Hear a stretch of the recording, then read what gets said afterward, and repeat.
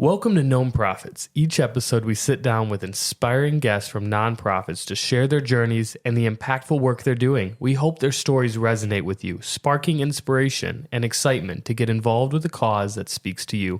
On today's episode, we're joined by Nick Kristock, founder of Fleece Thank You, a Michigan nonprofit bringing comfort to kids in hospitals through handmade fleece blankets and heartfelt video messages. His team's mission is simple: make sure every child feels seen, supported, and never alone.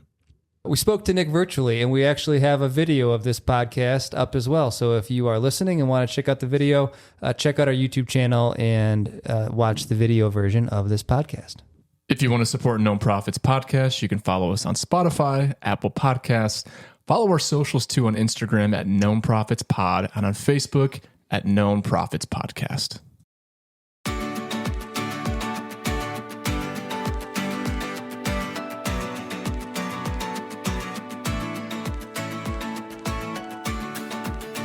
Hey everyone, welcome back to Known Profits. Kyle Zooks, JR Roberts, and Drew Myers here with you today. And we're with special guest Nick Kristock from Fleece Thank You. He is a founder and executive director, and they're over in Farmington Hills, Drew. Yeah, I got family in Farmington Hills. You do? I've been there many times. You mentioned that. So Nick, welcome, man. Welcome. Thanks for joining us. We're glad you're here today. Yeah, thanks, guys. I know what it takes to be behind the scenes of a podcast, so I appreciate the work you guys put in and grateful to be here to share a story today. Yeah, we're excited to get to know you a little bit more. But as always, we have a question of the day. Today, guys, since we're talking about blankets, we're talking about comfort. What is the most comforting gift or a comforting gift that you got, a memorable gift that you got from back in the day? JR, we're going to go to you first. All right. Well, I'm sure there's some really great ones that I've gotten, but for some reason, a childhood memory is just what's blocking my memory right now. I remember I was about 6 or 7 years old, and my parents put together an amazing scavenger hunt. It went through the garage, into the basement, in the washing machine, all over the backyard, and I finally found these Fisher-Price castles. And I still have one of those castles to this day. Did you crawl through the washing machine? Or there's like a clue in the washing machine? Okay. Yeah. But it was a Fisher-Price castle, but the scavenger hunt is what was memorable and kind of like the extra thought to it that I still remember to this day. That's cool. What kind of castle was it? Asking for a friend. It's a Fisher-Price, the big, like, if you type it in online, the classic, like, 90s castle. Okay. There's a lot of Fisher-Price items, but yeah, I think I know that. I know that castle you're talking about. That's cool, man. Drew. One of the most memorable moment, I had moved back home to West Michigan from Oklahoma City, and one of my colleagues at the time, Jason, had gone to Cedar Point with his nephew, I believe, and they won an Oklahoma City Thunder basketball in some game at Cedar Point, and he thought to give it to me. And I had just recently moved back from Oklahoma, and while I love everything about West Michigan, and I was excited to be home, I did miss my Thunder, and I'm still a Pistons fan. Don't worry, Kyle. And all the Detroit listeners, I'm still a big Pistons fan. So many angry emails. They're up next. Pistons are up next for a championship. But Jason thought enough in our new colleague relationship to bring me back a Oklahoma City Thunder basketball from Cedar Point. So thanks, Jason. I still have that basketball to this day. That's awesome. Nice, man. Kyle. Yeah, we're going to go back to sixth grade. Follow me to sixth grade, everybody. And we had a class pet, a guinea pig named Oreo, and loved this thing. We got to take it home. We got to like take care of it. It was part of like our class like experience. One birthday, my mom said, "Hey, you should go into our bedroom and look in the closet. There's a gift for you." And apparently our teacher was like getting rid of this guinea pig and gave it to my mom. And we got to keep Oreo, this guinea pig. And there's video of me and my sister like losing our minds. Like, do you remember the Nintendo 64 kid, that video? Mm-hmm. Him and his sister like are freaking out. Like that was me and my sister when we saw this guinea pig. So like it was my first pet. We didn't take care of it at all, but it was really, really cool. And I'm like, my mom and my dad did that for me. That's pretty sweet. So, Nick, what about you, man? Any first gift, memorable gifts, memories that you have?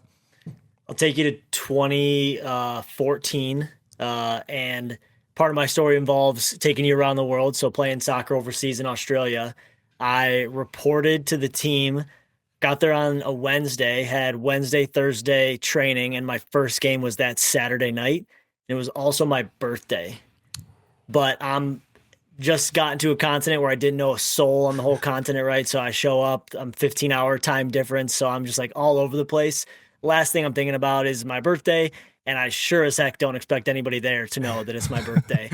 I historically take a long time in the locker room after the game. So play the first game, goes well. I do my shower. I'm like one of the last guys to get out, and I walk out of the locker room, and the whole team was standing there with a birthday cake, and they sang "Happy Birthday" to me. Wow. And I don't still have the cake anymore, but I still have the memory, and I will never forget what it felt like to be welcomed by them. That's, yeah. Are you more like Roy Kent or Jamie Tart? Roy Kent. There you go. Oh, Yeah. little Ted Lasso plug. Thank you for sponsoring this Apple TV Plus. Well, no, thank you, Nick, for again joining us. I actually got a chance to meet Nick. Man, what was it? 2 years ago, we were doing, I think, a First Merchants Bank kind of conversation about corporate groups involvement through my nonprofit, and Nick's. Got to hear a little bit of Fleece and Thank You story. Really stuck with me, and really glad that he's able to share a bit with us now. So what we like to do, Nick, is just tell us a little bit about your story, how you got to this place. You shared a little bit about the soccer background, but kind of walk us through your history and how you got here. Yeah, I'm an aggressively curious soul and always have been. So I was in every grade, the teacher's feedback was, man, he asks a lot of questions. And I just have always been that way. Hockey and soccer was my thing growing up. It's how I found a lot of my identity, was always playing one or the other. Soccer took me into college, ended up playing there. Never thought in a million years that I would be playing past college. But as I started to get closer to the end of college, there were all these doors that were opening up from a work side of things. And they were all just expectations that other people wanted me to fit into.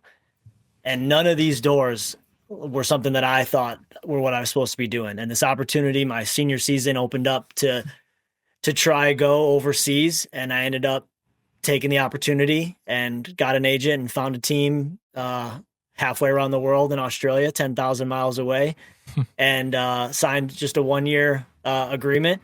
Bought a one-way ticket, got on a plane, finished the rest of the school overseas after my senior season ended. And there I was, stepping off the plane in Brisbane, Australia, didn't know a soul in the whole continent. And that was the start of a life-changing couple of years playing over there.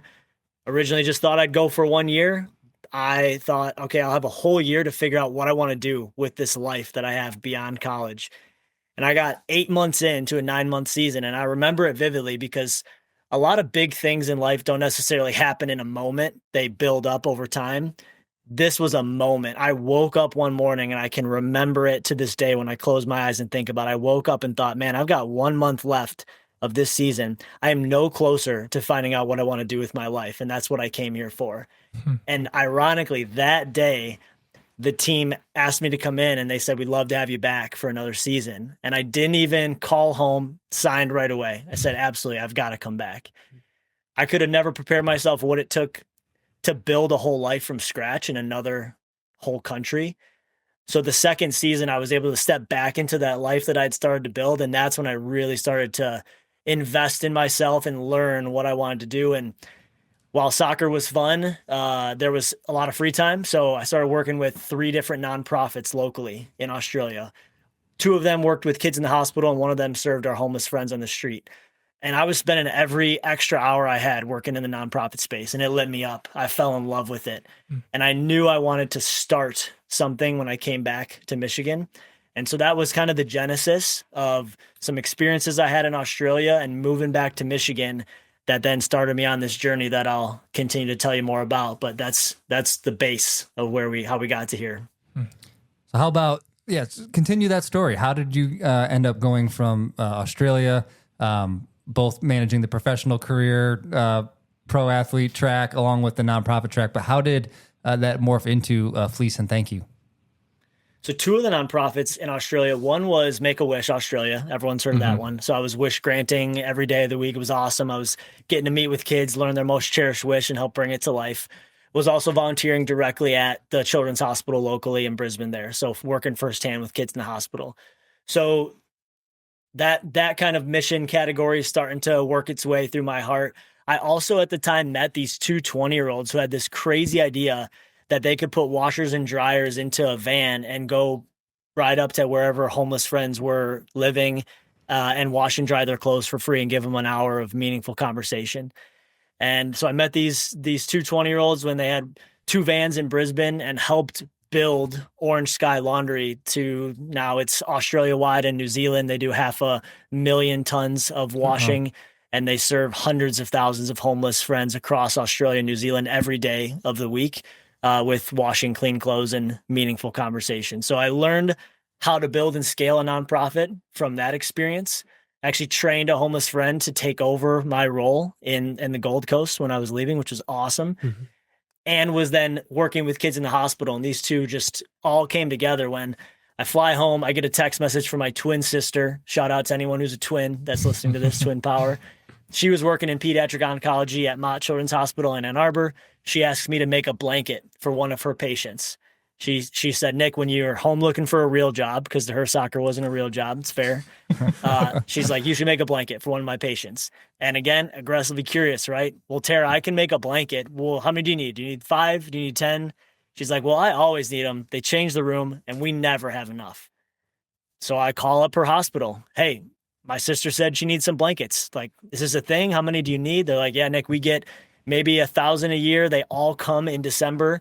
And every other month we never have enough, and we still don't have enough in December. So I just called every hospital in Michigan that day, October 6, 2015, added up everyone's numbers because everyone gave the same answers. We always need blankets and they change the room. We never have enough. Turns out the state of Michigan has about 30,000 kids in the hospital every single year.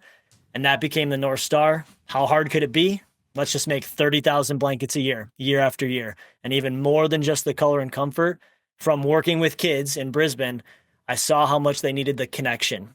When the 4 walls become your whole world, you forget that the world outside still cares about you. So I said, well, if Kyle can make a blanket, he can also make a video. And what if those could travel to the patient in the hospital, to Chloe?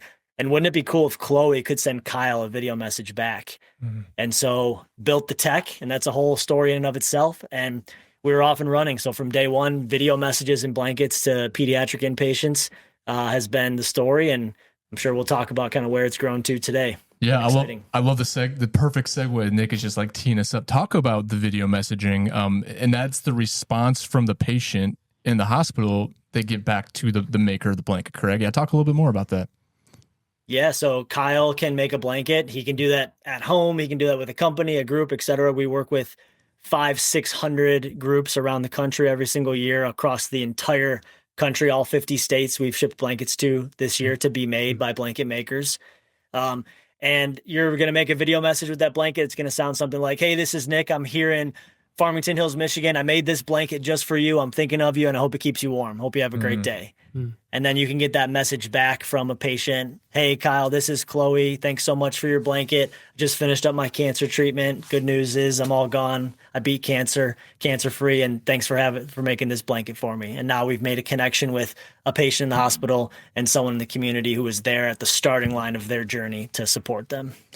You'd mentioned when you were talking about your nonprofit in Australia working to provide clean laundry for neighbors who might be homeless. You mentioned the conversation piece as well and giving them an hour of conversation. And in here as well, you're talking about providing not just an item, a thing they need, but also a connection. Can you speak more to that? That sounds like a train of thought or a passion you have about not only providing them with a need, but also creating that human connection. It seems to me a lot of times when someone in our lives becomes ill or might be experiencing something suddenly different that is outside of the norm, that you focus in on that problem or that illness. And it seems like a good reminder that we should still remember to focus on the person. They're a human being going through a challenging stage of life, but they still have all those other needs that humans have, even when life isn't as challenging as it is in the current moment. Yeah, connection's everything. I mean, you would be hard pressed to find a person who doesn't crave connection and belonging, right? It is wired into all of us. When I was working in Australia with Orange Sky Laundry, we were rolling out that new service of vans to different cities. And when we were ready to roll out to Sydney, we said, hey, it's one thing to go to Sydney and like try to figure out where this van is needed, but what if we went and lived homeless ourselves in Sydney for a week and really figured out where are the services and where can this van route go? So I went with the founder and we lived homeless for a week in Sydney, Australia. And it was an eye-opening experience. I obviously just a fraction of what our homeless friends experience on the street, but out of all that I learned that week, the biggest thing was the value of connection. And for so many homeless friends, at least, they feel less than human because of the situation they're in.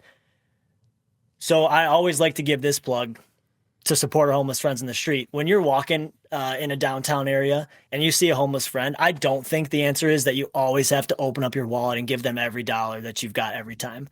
But I do think every single one of us absolutely should look, smile, and say hello every time. And that's free, because there were so many times where I'd be sitting on the steps somewhere and someone turns the corner and they see you and they pull out their phone, and you know they're just staring at their lock screen. It's like, man, you would rather just look at that device in your hand that really is doing nothing. You're just looking at your lock screen. Then just look at me and smile. And that made me feel less than human. Again, it's just a fraction of what our homeless friends go through. But all that to say, connection, I felt that firsthand.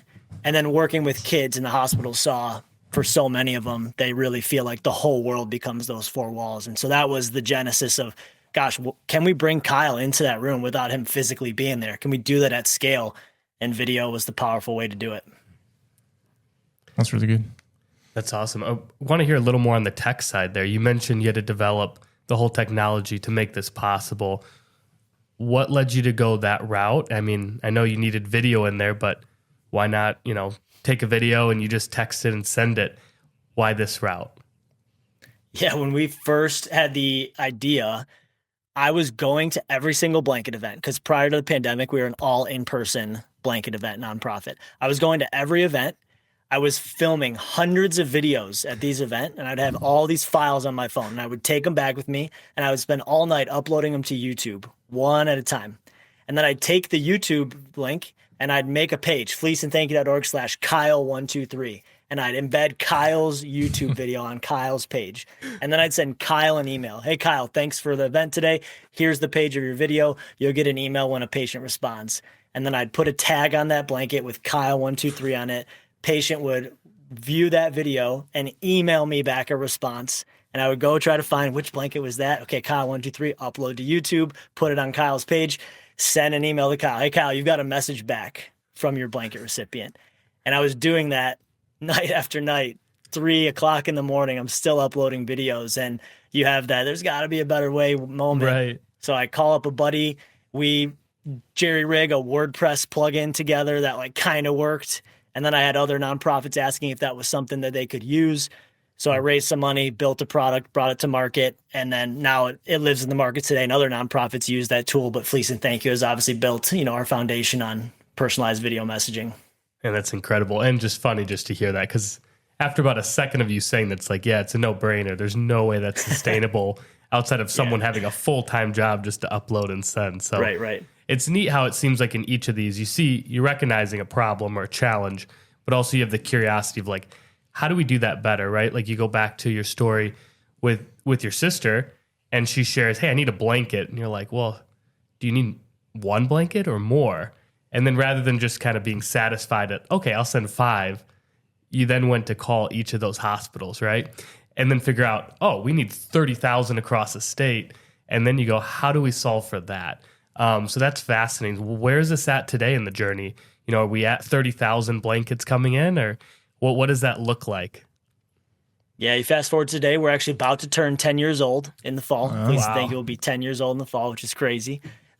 We are the exclusive blanket provider of every single major children's hospital in the state of Michigan. So there are 6 major children's hospitals, and then there are 12 other minor children's hospitals. So we serve every single inpatient unit where a kid under the age of 18 can go into the hospital across the state of Michigan with a consistent supply. We're at roughly 25,000 blankets a year that we make. So we're about 5,000 blankets away to hitting that 30,000. And then the name of the game is keeping that consistent annually, and then we'll be able to grow that. We know the Midwest needs about 151,000 blankets, and the country needs about 964,000 blankets. So once we finish off the state, we'll be able to quickly take that playbook and go Ohio, Indiana, Illinois, and then branch it out from there regionally and nationally. Man, that's exciting. That's so cool. Nick, talk a little bit about volunteers, what that looks like. Again, how can people get involved? I know you have blanket kits. If the three of us today wanted to get involved with your operation in Farmington, how do we do it? Like, what's that look like for people to actually get involved? Yeah, we'd be nothing without volunteer support, that's for sure. And there are so many cool ways that we leverage volunteers, from just individuals, individuals and families who order kits on our website. They get them shipped right to their home and they just make a blanket at a birthday party, a holiday event, or just because, to corporations, groups that order hundreds or thousands of blankets and we ship them nationwide to employees and jump on a big virtual call, to an in-person event. If you're not in Farmington Hills or local Metro Detroit, you can order a kit online any day of the week and it'll ship right to your house and you can make it. If you're more Southeast Michigan, we've got volunteer shifts that we run 3 days a week in our facility that help with a lot of the back end processes, especially fixing blankets that are done. Because imagine if every shoe that you ordered from Nike, they sent you the shoe and the tongue and the laces, and you put that together and sent it back to Nike. I mean, they would get a billion different versions of their shoe. That's what we're working with. Every blanket is unique and people tie a little bit different and cut a little bit different. So that's been interesting as well. How do we scale the personal touch when a personal touch is very hard from a manufacturing side? But yeah, whether you're in person and want to do a volunteer shift, whether you're remote and want to order a blanket to get shipped right to your home, I got a lot of cool ways and more that we have volunteers tie in, and I'll talk about a couple more as well here when we keep rocking. For folks who might be wondering, how does a blanket make an impact in a child? Can you share some stories or moments that you've experienced in those interactions, both with the volunteers as well as the children you're giving these blankets to? Yeah, one in particular that sticks out. We did a big event a couple of years ago with FedEx. So we had like 60 top FedEx employees in our facility making blankets together. And 4 months after that event, one of their leaders, Josh, his son Lincoln, gets diagnosed with cancer, and he goes into the hospital. And he walks into the room, and he said to me something that so many parents will say. They said, "Nick, it was a room we didn't want to be in, a diagnosis we didn't understand. Everything about our day was hectic, uncertain, chaotic, moving 1,000 miles an hour. It felt like we got put in a blender and flipped upside down. And when we walked into the room, we were just hanging on by a thread. But when we walked in, he goes, Nick, I saw on the bed a colorful fleece blanket waiting for me. And it was the first reason we had all day to have just a sliver of hope that things might turn out okay for my son. And when we opened up that blanket and saw the special patch on it with a code, we realized it had a video message, and we watched it, and it was the FedEx team. It's like how full circle that he was at a blanket making event, and then 4 months later, his kid is the recipient of the very comfort his team helped create. And so that's a pretty cool story, and that happens all the time, where someone will come into one of our events and maybe their son, daughter, niece, nephew has just recently received a blanket, or a couple months later, unfortunately, they are the recipient of one. And it really makes a community effort that's, worth sharing. Wow. One thing too, Nick, we saw on your website is with the video messaging, just being able to translate. Now I think it's 25 languages. I think this is what I saw on the website. Why does that matter? Why is that important? Like, I mean, I think we have answers to that, but like from you, like, why is that translation so important to you guys? We learned a couple years in from some of our inner city partners that maybe had more Hispanic patients coming through, et cetera, that, a couple of emails didn't take more than a couple of emails from them to say, hey, we've got some patients. Do you have this language? Do you have this? So we made a partnership with a local interpreting firm, and then got video messages in 25 to 30 languages that we've got stock. And now we've kind of got those on standby. So if a hospital knows that they've got patients that aren't English as their first language, then they can pull or request blankets moving forward that have kind of that special language on. So that was a really cool partnership. That's cool. Could you speak more to the staff on your team that are working for Fleece and Thank You? Definitely. We're a team of 4 full-time volunteers and 10 part-time team members that are at Farmington Hills, Michigan. What's really cool is we've built out this wild impact supply chain where we source the fabric from overseas. It comes into Michigan, and we've partnered with the Michigan Department of Corrections, and incarcerated inmates in Michigan actually help cut the fabric into its rectangular panels. That fabric then comes to our warehouse in Farmington Hills, where 6 different nonprofits that serve adults with varying disabilities come in 3 days a week and help match those kits together. And then out they go to be made by one or by the thousands. They come back to us. We quality control those with volunteers, hospital grade, wash dry, and then out they go to a hospital. And so whether it's the volunteerism on the prison side of things, the adults with disabilities, or folks in the community coming in and helping on site, or the people making the blankets, it touches a lot of cool hands and makes a lot of impact along the way to eventually then get to a bed for a child. That's cool. You're connecting a lot of different types of people, even they may not be in the same room or even know each other as involved in that. You're connecting a lot of different groups of people who would otherwise not be connected with one project to serve kids. That's just pretty impressive. Yeah, I appreciate it. Thank you very much. Yeah. Another thing I know we picked up on the website that I thought was really cool, and I didn't know how we could illustrate it for our listeners, but I thought it was fascinating how you broke down the costs and that go into a blanket. And there's like 10 different, circles that say this was for the fabric or this was for the shipping. Or tell us a little bit about that in a way our listeners can understand.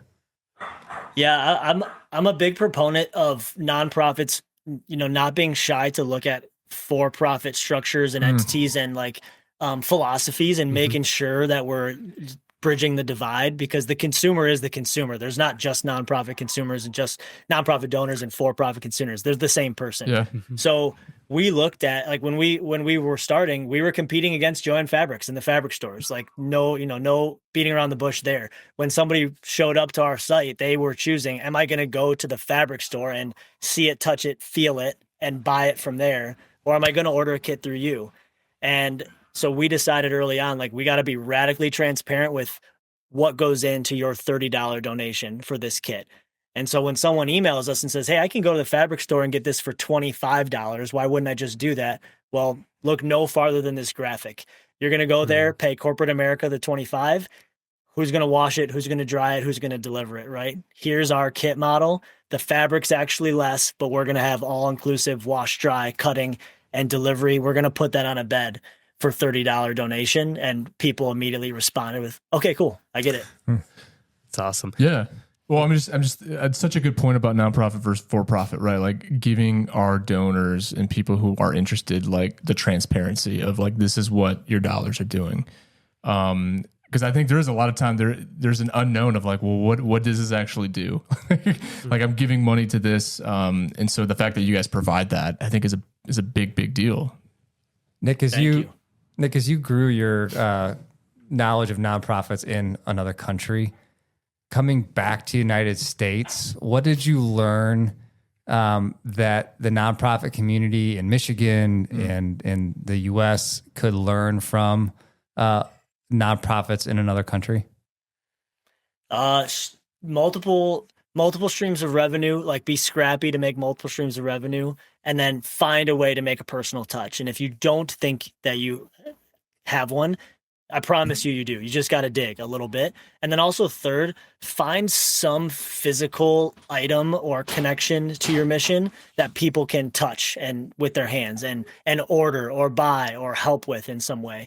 So in Australia, Orange Sky Laundry, we decided to acquire a screen printing machine and then employed homeless friends to do screen printing orders. And then they would write on the tag, this order was created by Jerry. And that was actually the seed for what became the video message. Cause I'll never forget. Oh, that was so cool. You get this shirt and then you can know the name of Jerry who helped screen print it. And so I think it's a combination of those three that whenever a nonprofit, I talk to them, I'm always asking those questions. Do you have an item? Is there a personal connection? Can you make it so real for someone? Because it's a noisy world out there, and you're not just competing against the nonprofit down the street. You're competing against for-profit entities that have a social impact component. I mean, it's hard to get attention. It's hard to get dollars. So you got to be scrappy and you got to make it radically transparent, like Kyle said, for the donor. Yeah. And that personal investment, I'm a stakeholder, right, in this organization. I can see it. I can feel, like you said, Nick, I can touch it. I know this is making a difference. And I think it's hard because I feel like if you have a nonprofit that doesn't have a tangible item, I think there's always this well, how do I provide that? Like maybe we don't have a specific thing we're giving out, but there's some creative ways to do that, right? And I think we can be a lot more creative in that space for sure. That's good. Well, Nick, really appreciate you sharing. And your background is so unique. I think it's inspiring to hear how you moved out of a strong athletic career and then into serving others. So I appreciate you sharing that journey because it seems a little bit unique. But is there anything else you'd like to share about your journey or Fleece and Thank You with our listeners before we go? I'm grateful that you gave me the platform here to share more about the work we're doing at Fleece and Thank You. So appreciate that big time. And if you're someone listening to this, my challenge to you would be order a kit, order one blanket kit, get involved and watch what you can do with one blanket. Because imagine if I told you that 30 seconds from now, you're going to have to go outside wherever you are and run a marathon. Most people will laugh when I first say that, but I asked you to do me a favor. Imagine now we're 25 seconds away and you're starting to walk outside and we're 20 seconds away and you're putting your feet on the starting line. If you're imagining it, you get the chills, like the cortisol's flowing, like, holy smokes, a marathon. I don't know if I could run that right now, what that's going to feel like, but we're 5 seconds away from the race starting. You look up and there's a group of people you've never seen before in your entire life.